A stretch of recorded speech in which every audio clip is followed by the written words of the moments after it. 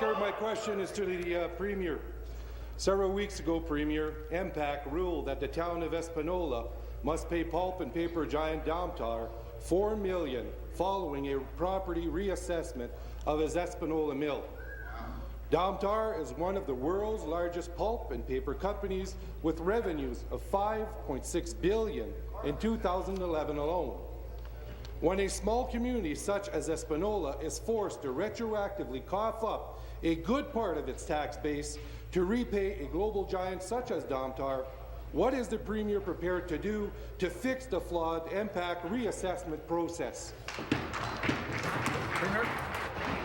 Thank you very much, Mr. Speaker. And I know the Minister of Finance will want to speak to this issue, but I want to make a general comment, Mr. Speaker, about the economic viability of small communities, particularly small communities in the north, Mr. Speaker. And having been Minister of Municipal Affairs and Housing and having been Minister of Transportation, Mr. Speaker, there are a number of initiatives that we have put in place to work with communities to make sure that they have the capacity to deliver the services that they need in their communities, to make sure that they can keep their infrastructure in place.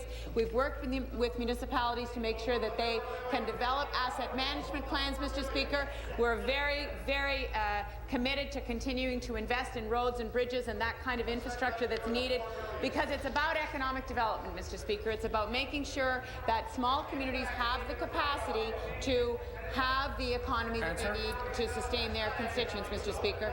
I know the Minister of Finance will want to speak to the specifics of the assessment, but economic development and the capacity to be viable is at the root of this question. Thank you. Supplementary. Thank you, Mr. Speaker. Once again, my question is to the Premier. Although the Premier was just in Sault Ste. Marie for her cabinet photo op, it's clear she doesn't understand the challenges facing Northerners. Communities such as Dryden, Elk Lake, Fort Francis, just to name a few, are watching these decisions very carefully, and they are concerned with the impact that MPAC is going to have on their communities. Residents of Espanola simply cannot afford 50% tax increase or to pay Domtar. Will the Premier commit to reviewing the reassessment process and, in particular, this devastating decision for Espanola and other communities in Northern Ontario?